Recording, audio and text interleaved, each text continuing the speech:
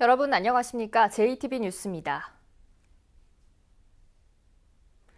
요즘 환경부의 미세먼지 예보를 보면 고개가 갸우뚱해질 때가 있습니다.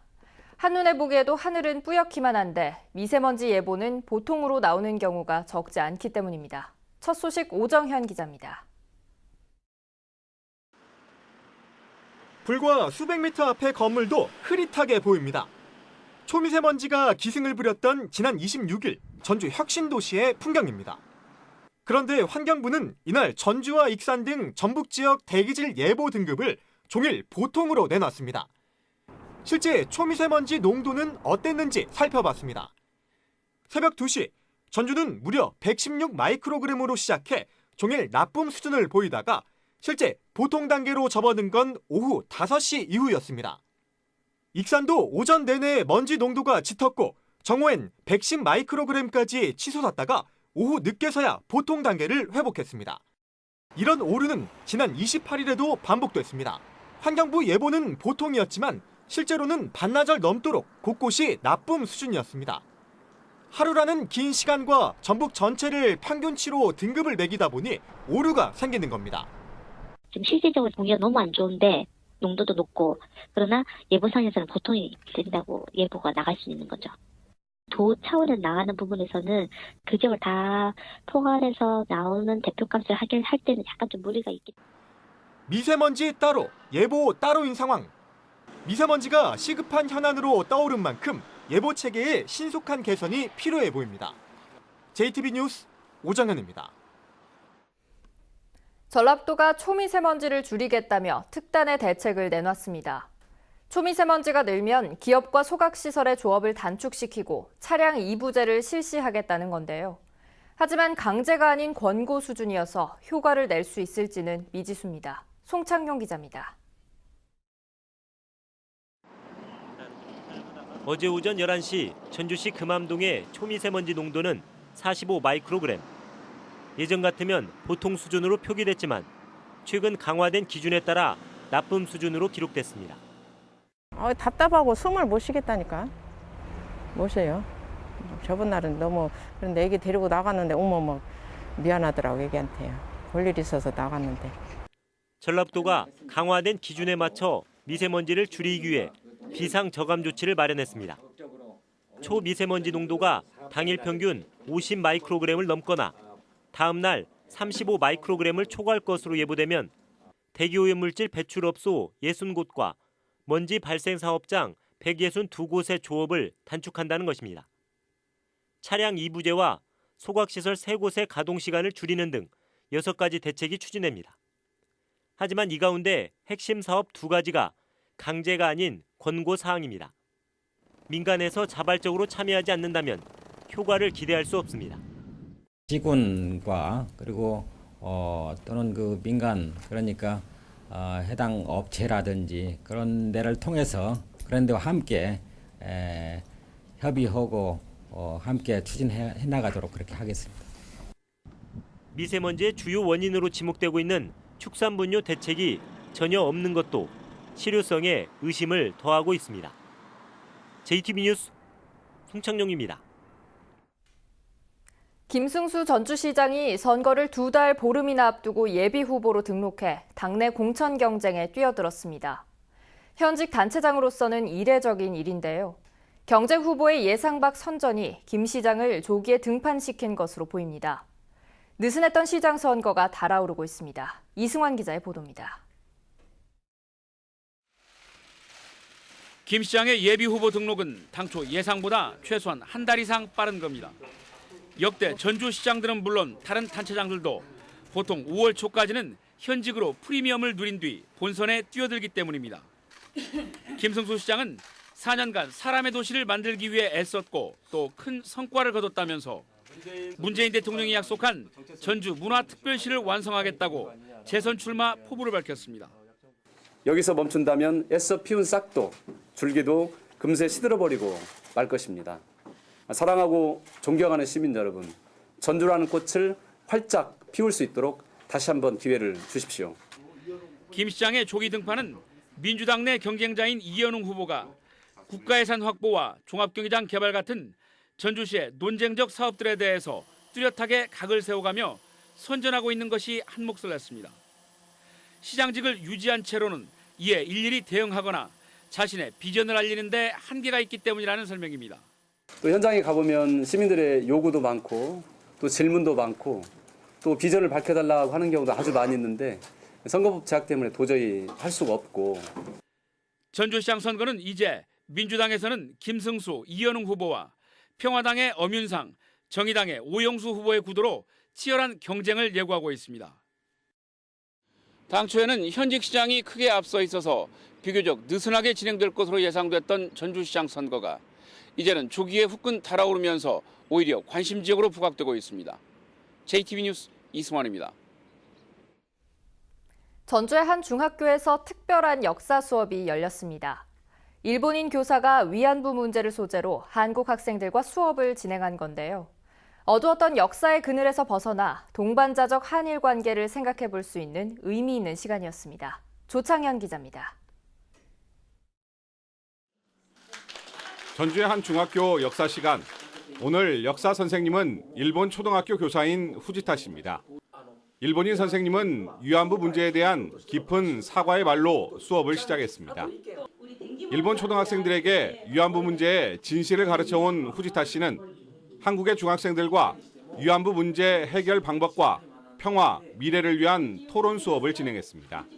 歴史の事実を子どもたちに伝えるということはこれから先の未来を作っていく子どもたちにとってねとても大切ですし、一つの国は勉強するけど一つの国は勉強しないっていうんであれば本当の意味での平和は訪れないと思いますので継続してやっていく必要があると思います。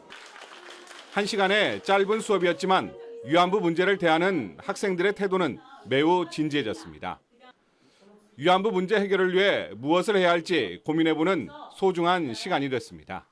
위안부 문제에 대해서 좀 더 자세하고 알게 되었고 이런 수업을 일본에서도 한다는 것이 좀 고맙고 감사했어요.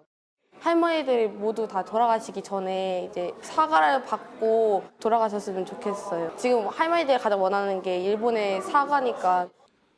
올해로 14년째 계속되고 있는 한일 공동 역사 수업은 양국을 오가며 지금까지 모두 25차례 진행됐습니다.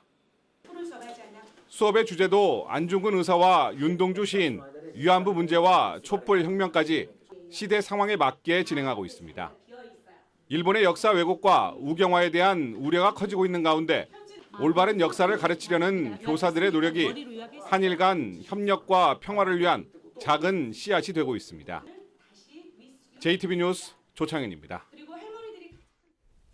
전주고 농구부가 전국대회에서 12년 만에 우승을 차지했습니다.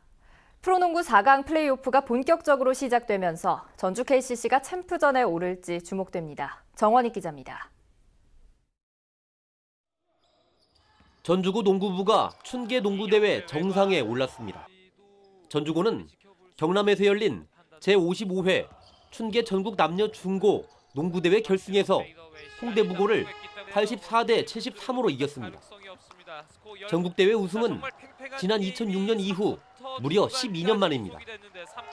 최성현은 최우수 선수상, 윤병학 코치는 지도자상을 받았습니다. 제98회 정치를 준우승으로 마무리하면서 그때 그 전력을 가지고 올 동계훈련을 충실히 해서 우승을 할 수 있는 원동력이 되었던 것 같습니다. 전주 KCC는 5차전까지 가는 접전 끝에 전자랜드를 꺾고 4강에 올랐습니다. 역시 오전 3승승제인 4강전 상대는 서울 SK. 정규리그 마지막 경기에서 KCC에게 패배를 안기면서 6강 플레이오프를 거치게 만든 바로 그 팀입니다. 챔피언 결정전으로 가는 길목에서 운명처럼 SK를 다시 만난 KCC는 이번 주부터 복수전에 나섭니다. 전북현대가 홈 5연승에 도전합니다. 전북은 오는 31일 홈에서 상주 상무와 올 시즌 첫 맞대결을 펼칩니다. 최근 수비가 불안하고 국가대표 7명의 출전이 어렵지만 아드리아노와 로페즈, 티아고 등 브라질 트리오를 앞세워 닭공을 선보일 계획입니다. JTB 뉴스 정원익입니다.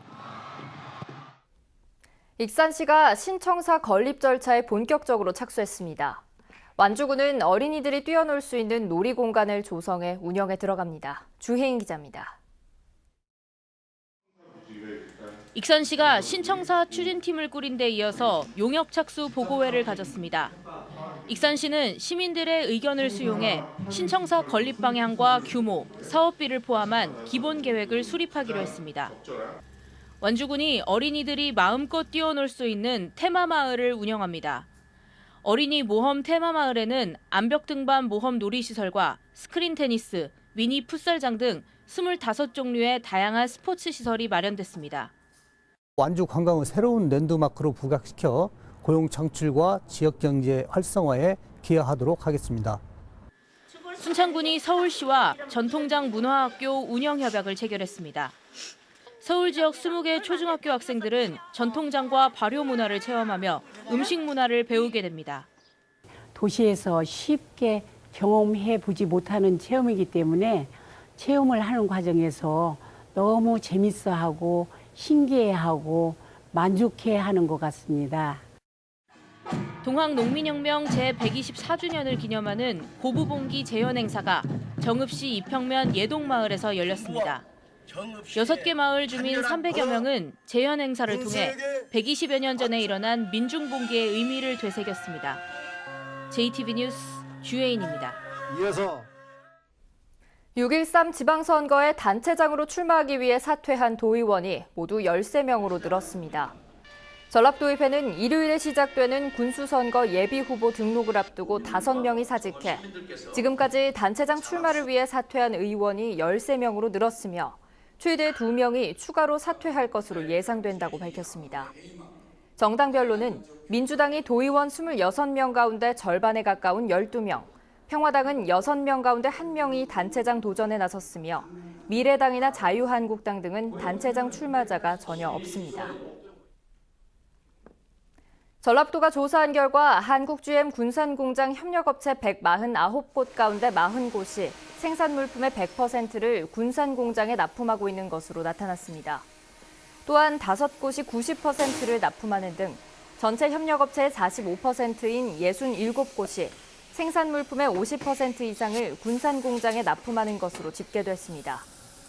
이처럼 군산공장 의존도가 높기 때문에 군산공장이 폐쇄되면 협력업체의 줄도산이 불가피할 것으로 보입니다. 새만금의 한중 산업협력단지를 조성하기 위한 양국협의가 21개월 만에 재개됐습니다. 산업통상자원부와 중국 상무부는 어제 제2차 한중산단 국장급 실무회의에서 올해 투자협력 포럼과 투자설명회를 함께 열기로 했습니다. 두 나라는 지난 2016년 6월 제1차 한중산단 실무회의를 했지만 사드 갈등으로 지금까지 후속 논의가 중단돼 왔습니다. 지난해 말 기준 송하진 도지사의 재산은 15억 2,400만 원으로 1년 전에 비해 1억 4,200만 원이 늘었습니다. 김승환 교육감의 재산은 1,000만 원 줄어든 6억 6,300만 원이었습니다. 도지사와 시장, 군수, 도의원 가운데 가장 많은 재산을 신고한 사람은 박우정 보창군수로 85억 원이었고 가장 적게 신고한 사람은 이항로 진안군수로 마이너스 7,900만 원이었습니다. 남원 혼불 문학관 인근에 태양광 발전시설 설치가 사실상 어려울 것으로 보입니다. 남원시는 태양광 사업자 14명이 남원 혼불 문학관 인근 2만 9천 제곱미터 부지에 신청한 개발 행위 허가 신청에 대해 최소 4m 이상의 진입도로 확보가 필요하다며 보완 조치를 통보했다고 밝혔습니다. 이곳에 개설된 도로는 농업용으로 폭이 2.5m에 불과하고 사업에 반대하는 주민들의 사유지가 상당 부분 포함돼 있어 허가 요건을 갖추기가 쉽지 않을 것으로 보입니다. 전주지법 제2형사부는 제자의 장학금을 뺏고 성추행한 혐의 등으로 기소된 도내 한 대학 교수 A씨에게 징역 1년 2개월을 선고했습니다. A씨는 지난 2015년 20대 여제자를 연구실에서 성추행하고 수차례에 걸쳐 제자의 장학금 700여만 원을 빼앗는가 하면 결별을 요구한 내연녀에게 190여 차례에 걸쳐 문자 메시지를 보내 불안감을 조성한 혐의 등으로 기소됐습니다. 오늘도 맑고 온화한 봄 날씨가 이어지고 있습니다. 낮 동안에는 전주 22도, 익산과 남원은 21도로 어제 수준의 기온을 보이겠습니다. 미세먼지 농도는 보통 수준을 유지하겠습니다. 다만 밤 한때 농도가 높아지는 곳이 있겠습니다.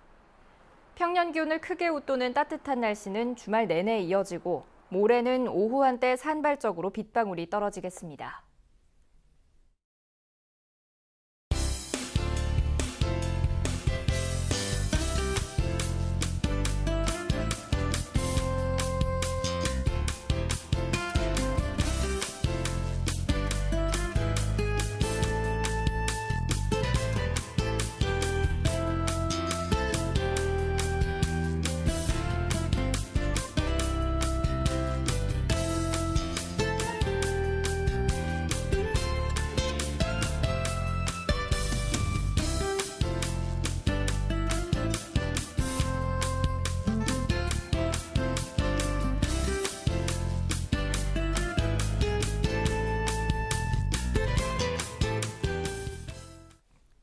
JTB 뉴스를 마칩니다. 함께해 주신 여러분 고맙습니다.